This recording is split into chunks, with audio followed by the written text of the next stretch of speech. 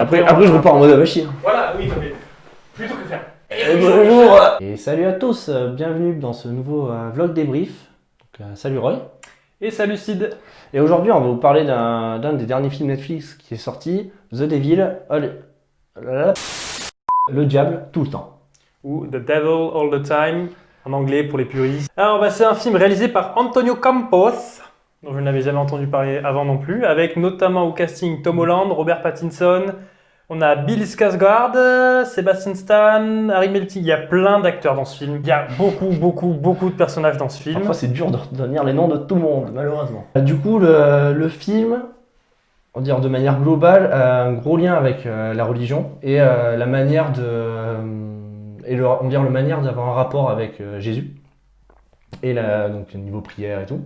Donc on suit l'histoire d'un soldat qui revient de la guerre et dès son retour au pays, donc aux États-Unis. Deuxième guerre mondiale, je précise. Ouais, Deuxième Guerre mondiale. On va le voir donc établir en fait une vie après la guerre. Donc on va découvrir tout au long du film sa vie et surtout le rapport qu'il a par rapport à la croyance, à la religion chrétienne. J'irais même plus loin, je dirais qu'en fait, on suit différents personnages, tous plus ou moins liés au final, et qui ont chacun un rapport différent avec la religion. Oui, Et justement, le titre du film nous montre que le diable est partout, tout le temps. En fait, je trouve un truc que j'ai trouvé, c'est si la personne est hyper croyante, derrière, sa part d'ombre, sa part de sombre, elle est assez importante aussi. Je trouve le film se base sur ça pour faire ces contrastes et faire avancer son film en montrant différents points de vue. Alors moi, j'ai bien aimé. J'ai bien aimé, sauf que c'est quand même un petit peu long. Et ça manque encore une fois un peu de subtilité, je trouve. Alors, le message, je pense qu'il est très clair. Enfin, en tout cas, ça tire sur la religion à balles réelles. C'est incroyable. Genre, c'est vraiment... Tu ne peux pas sortir de là en te disant « Waouh, la religion, c'est un truc positif ». Et genre, vraiment, le film, il saute à petits joints. Il a un parti pris. Il a un parti pris, il va à fond. Et est-ce que moi, autant, voilà, si tu as ton parti pris, autant y aller à fond. En fait, si tu devais résumer ce film, je dirais que c'est un peu du misérabilisme à l'américaine. Tu sais, nous, quand on fait les films français, c'est genre des familles qui se déchirent. Ouais. Y a toujours du divorce, etc. Et les Américains, c'est souvent des mecs paumés au fin fond de l'Arkansas, qui ont des vies misérables. Et là, c'est totalement ça. Sauf que tu rajoutes une couche de religion. Et la religion n'apporte jamais rien de positif aux personnages qui vont du coup, en fait, c'est une descente aux enfers permanente pour tout le monde. Alors, ça dépend, parce qu'il y en a dans leurs histoires qu'on nous présente, au départ, la religion leur apporte quelque chose de bien. Oui, mais c'est pour ça cette idée de descente aux enfers, quoi. Oui, et après c'est super intéressant à suivre. Ils ont des bons trucs qui leur arrivent, mais après c'est sûr qu'il y a toujours la part d'ombre ou la part sombre qui remonte. Il y a peut-être un couple présentés, ils font des actions, ils font des choses, mais c'est pas forcément lié à la religion.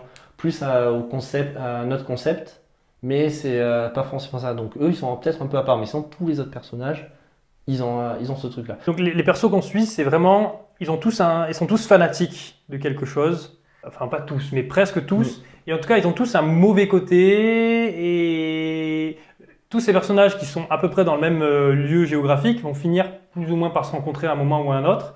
Et ça va donner des situations. Alors le film, voilà. J'ai trouvé que c'était intéressant à suivre, mais ça m'a jamais vraiment surpris.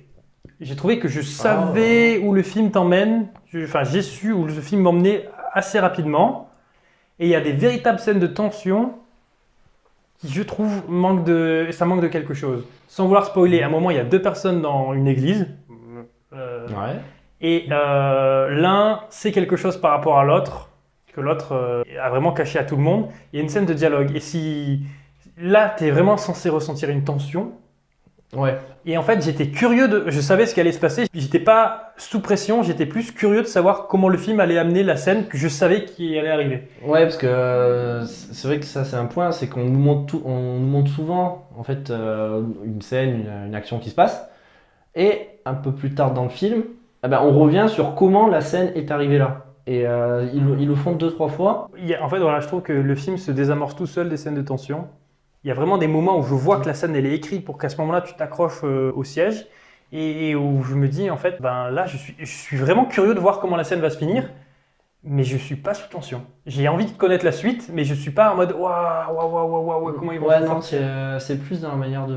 Et du C'est coup- c'est pas le sentiment qu'on veut nous représenter, nous faire avoir. Ouais, mais alors, est-ce que c'est un film d'horreur ou pas, selon toi? Enfin, sans avoir besoin de le mettre dans une case, c'est pas un film qui est stressant, je trouve. C'est un film qui est horrible parce qu'il y a vraiment des trucs horribles Oui. qui se passent, mais quand ça se passe, j'étais pas sous pression. Non, c'est vrai. Genre, pas la case horreur. Mais, Et du c'est coup, vraiment en les fait- faits, comme tu dis, les faits qui se passent, qui sont. T'as un petit. Ah ouais! Ah, ils font ça comme. Ah ouais, Et moi, ce d'accord. qui m'a gêné, c'est en fait, il y a un narrateur omniscient qui intervient, qui a la voix de Morgan Freeman d'ailleurs. C'est Dieu. Du coup, c'est vraiment voilà, la C'est blague Dieu. Morgan Freeman qui fait une voix off comme pour. Enfin, voilà. Et qui représente Dieu. Mais il désamorce quelques scènes aussi. Il y a des scènes où il se passe quelque chose et à la fin, il va faire une petite remarque. Et des fois, c'est même des points d'humour, alors que ce que tu viens de voir n'est absolument pas Ouais. drôle. Mais du coup, ça marche, c'est rigolo, mais du coup, là, encore une fois, la tension est diminuée. Et Ouais. donc, j'ai du mal à me comprendre ce qu'on m'a vendu. C'est-à-dire que le film est intéressant, un peu long quand même, comme je disais, mais c'est intéressant. Mais quand je suis sorti de là, je me dis, ouais, j'ai suivi des tranches de vie, mais il n'y a rien qui m'a vraiment dit. Il y a rien qui m'a. En fait, c'était bien, mais ça m'a pas marqué. Moi, de ce point de vue-là, genre, tout ce qui est tranche de vie, j'aime bien que ça soit dans le milieu cinéma ou autre. Et là, du coup, de voir différents personnages, différentes histoires, le tout qui sont entrecoupés par des croisements, par des connaissances, parce que tous les personnages se connaissent plus ou moins, enfin, pas se connaissent plus ou moins, Ils se mais rencontrent, quoi. se rencontrent à un moment donné, que ça soit pas le fils, c'est le père qui rencontre Un les tel. parents de l'autre ou autre. Il y a vraiment des connexions. Je trouve ça, au niveau de l'écriture, c'est soigné. Genre, le scénario, il va vachement bien fait, Ouais, vachement c'est- bien structuré. Donc, ouais, le suivre, et, tu t'es pas marqué par par le film en général, mais par certaines scènes ou même par le point de vue. Et ce que je pense le film veut te faire représenter, t'inculquer, c'est juste ce sentiment-là, son point de vue à lui, comment il perçoit. Et voilà, je te montre tel exemple, tel exemple, tel exemple, pour au final montrer les dessous et que tu puisses te faire ton propre avis. Moi, comme toi, je pense que le scénario est vachement bon. Et peut-être que c'est à la réal que ça a pêché, où il y a certaines scènes qui auraient dû avoir plus d'impact selon moi. Il y en a qui en ont. Mm. Il y a un moment, il y a quelqu'un qui fait un sermon et. Ah oui, ça pète. Là, ça marchait bien. Mais il y a d'autres moments où j'ai eu l'impression de voir, là, tu échoues, film. Pas énormément, hein, ça va, mais je me suis dit, là, je pense que j'aurais dû ressentir un peu plus de trucs. Moi, j'ai adoré les acteurs, en tout cas. Il y a un truc que je peux pas enlever à ce film, c'est que vraiment, les acteurs. C'est un film assez contemplatif, il n'y a pas beaucoup Ouais. d'action. C'est bien Donc, d'en voir comme ça, surtout pour une plateforme comme Netflix, qui doit proposer des contenus pour rester en soi au top par rapport à l'image qu'ils ont. Et ils arrivent à diversifier. Ils ont fait des films d'action comme Taylor Rake, comme Six Underground, peut-être des films un peu plus ados comme. Voilà, c'est clairement beaucoup moins divertissement, c'est quand même beaucoup plus film d'auteur. Là, pour C'est le ça, coup. genre il y a un Film de sujet. genre, film de genre. J'ai un sujet, je veux le montrer à travers différents points de vue, différentes histoires. Je veux représenter ce qui pour moi est la religion, ou comme tu disais, le fanatisme lié à la religion. Donc du coup c'est plaisant à voir qu'une plateforme comme ça puisse proposer ce genre de film et se dire, ah bah s'ils arrivent à faire ça, peut-être que dans 2 ou 3 films, ils arriveront à faire pas un sujet similaire mais sur un autre sujet, peut-être plus poussé, peut-être plus performant, et du coup qui va marquer encore plus les esprits. Donc ils arrivent pas à s'imposer, mais à s'intégrer dans ce qu'on voit assez souvent au cinéma, et qui au cinéma marche beaucoup. Le film, il est porté par les acteurs, il y a vraiment des moments qui sont crus, qui sortent de nulle part, et tu crois à tout, mais vraiment à tout. Pattinson se régale dans son rôle, Ah il oui. se régale. Tom Holland, qui arrive assez tard dans le film, Assez tard, oui.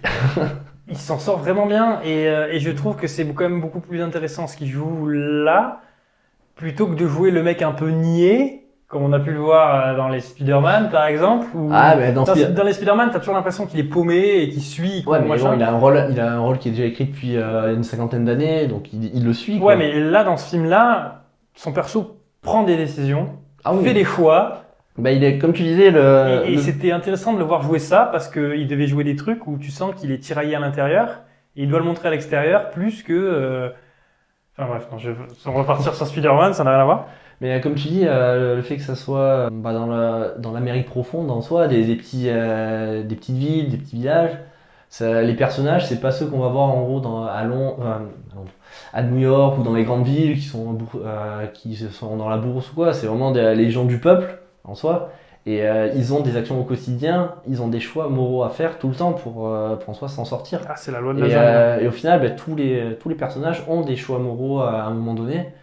Certains qui sont pas compréhensibles, pour moi c'est la scène d'intro, genre j'étais en mode ouais il fait ça pour lancer le film, mais bon, enfin, celle-là elle m'a un peu dérangé, mais et après à d'autres moments où tu fais ah putain il fait ça, d'accord, pas de souci film, mais dans le soi ils ont tous des choix moraux à faire du fait de leur situation dans la société. Et au final mon perso préféré ça a été le perso du flic, et pas pour les raisons habituelles pour lesquelles j'aime le flic. Mais vraiment, j'ai adoré l'acteur, je le connaissais pas. J'ai adoré sa gueule. Je trouvais tu voyais qu'il s'éclatait à ce qu'il jouait à l'écran parce qu'il est dans la nuance. Le film a des côtés. Il y a plusieurs moments où j'ai pensé à Pulp Fiction. Dans ce côté, il y a des histoires un peu à droite à gauche, ça finit par se retrouver. Et ça part un peu en cacahuète, sorti de nulle part. Ouais, la fin. Mais en fait, il y a une escalade, soit de violence. Mais vers le bas. En soi, comme on disait, le film porte d'un côté l'adoration pour la religion, pour certains personnages, et de l'autre, ça descend. Enfin, et du coup, on nous montre le côté sombre. Là, ça escalade, mais vers justement le côté sombre, le côté diable. Tu comprends bien le nom du film, c'est sûr. C'est bien intégré au scénario, parce qu'il y a vraiment plusieurs formes différentes de ce que l'on pourrait considérer comme être le diable tout le temps, et on voit plusieurs formes de ce que vraiment on se dit là ok c'est mal, ou c'est le mal carrément, et des trucs assez choquants, à une époque en plus vachement puritaine, vachement... c'était vraiment une époque, en plus voilà dans l'Amérique profonde, très tournée sur la religion. L'après-Seconde Guerre mondiale. Et là où j'ai bien aimé le film, c'est qu'il ose aller jusqu'au bout de son propos, il y a vraiment des fois... la religion qui est totalement montrée comme responsable des maux du film. Pas tout le temps, il y a pas toujours, mais il y a vraiment un personnage en particulier auquel je pense, où le film vraiment te montre que c'est vraiment la religion qui lui fait faire ce qu'il fait et que pour lui c'est profondément juste, alors que c'est objectivement, mais dans tous les univers possibles, vraiment mal. Et un tel fanatisme et un tel persuadé d'avoir raison, de porter la bonne parole. Dès le début, j'étais en mode d'accord, ok, je vois le film. Ouais, non, le film, il n'hésite pas. Le message du film, mais je peux pas spoiler parce que je suis même pas sûr. Pour toi, c'est un film positif ou négatif? Est-ce que tu sors de là et tu te dis, ok, c'est quand même un film avec un fond en mode positif? Moi, j'ai l'impression que le film, vraiment, il arrive à te montrer des trucs horribles et à réussir à rester en dehors de ça en mode, c'est un constat. On te dit pas c'est bien, on te dit pas c'est mal, on juste regarde, ça existe et ça arrive.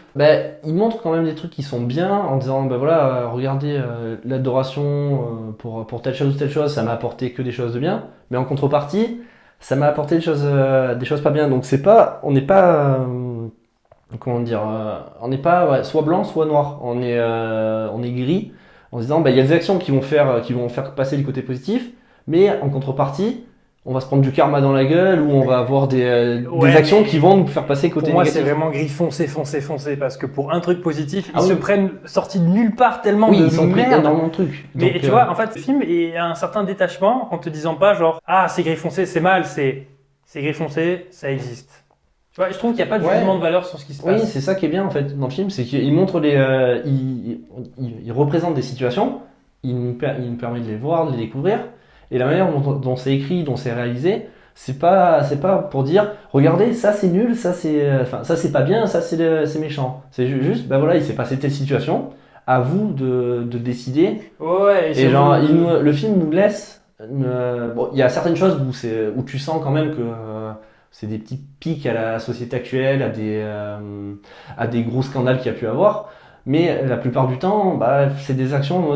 Et vous, dans ce cas-là, comment vous réagiriez, comment vous acterez dans ces situations-là. Donc le film nous laisse quand même notre avis, notre a priori sur les événements, et c'est quand même plutôt bien. C'est pour ça que je disais ce genre de film, tu peux le voir au cinéma, genre il y en a à l'appel. C'est des films qui vont peut-être pas marcher parce que c'est un public très ciblé. Ouais, c'est un public alors que là, un peu, ça sort sur une plateforme Netflix ou qui est grand public, genre ça peut être des gosses ou des vieux qui regardent, des jeunes, enfin vraiment il y a de tout. Il est pas moins de 16, un truc comme ça. Bon après sur Netflix tu contrôles que dalle. Hein, c'est ça, donc en fait c'est un film qui porte un certain sujet, qui donne une certaine vision, mais qui se permet d'être ouvert à tout le monde. En vrai moi la musique du film, il y a de la musique dans ce film? Je crois pas, ou alors c'est vraiment... Musique d'ambiance. Moi genre, Pattinson il est trop bien. Il joue trop bien, c'est ça. Alors peut-être les femmes sont un peu moindres, je dirais, parce qu'il leur arrive que des merdes. c'est malheureux à dire, les femmes elles... pas tendre avec les femmes. Les femmes elles prennent tarif. Voilà, donc au final, pour moi, j'ai envie de le recommander, mais pas à tout le monde et pas dans tous les contextes. Il dure 2h20 et je pense qu'il faut être dans le bon mood pour le regarder. Donc un dimanche où il pleut et vous avez rien de prévu. Le fameux dimanche. Allez-y. Ouais, mais je trouve que c'est vraiment un film d'automne. Ils l'ont sorti au bon moment. Ouais. C'est vraiment un film que t'as pas envie de voir l'été, que t'as pas envie de voir au printemps. Maintenant, c'est la bonne période pour le voir. S'il fait mauvais dehors et que vous avez 2h20 devant vous, allez-y. Maintenant, voilà, le lancer au hasard comme ça un soir en rentrant du boulot, je sais pas si c'est vraiment le film parfait pour ça, quoi. C'est vraiment un truc qui demande un minimum de... Il faut s'investir un minimum dedans. Ouais. C'est pas le film pour décompresser le soir en se disant « Oh, je me lance ça va faire boum boum, va y avoir 800 morts et allez-y, fun ». Non, c'est sûr que c'est... y a un minimum pas de réflexion à avoir dans le film, mais... il faut être accroché. Le minimum d'attention. Ouais, être accroché et surtout se dire « Ah, le film va nous faire avoir une réflexion, il va nous faire réfléchir. Donc c'est sûr que c'est pas le bon film pour être en mode chill total. » Pour moi, c'est pas non plus le haut du panier de ce que j'ai pu voir. C'est pas... En fait, c'est bien, mais c'est juste bien, voilà. Donc, si on vous a donné envie, pour moi, allez-y. Mais j'irai pas jusqu'à vous le recommander absolument à voir dans les 2 prochaines semaines. Non, c'est pas en disant c'est le film de l'année, allez-y. C'est plus...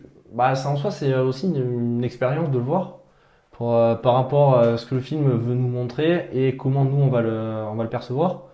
Donc, en vrai, c'est plutôt un bon moment à passer devant.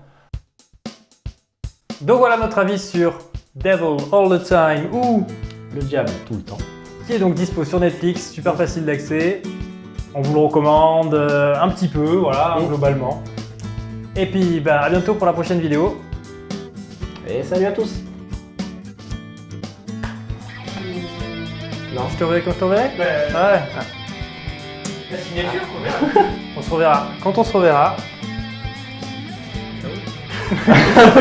Je sais pas, moi je dis ma phrase, on m'a dit dis la phrase, je dis la phrase. Et du coup on se retrouve bientôt pour une prochaine vidéo. On se reverra quand on se reverra. Et salut à tous.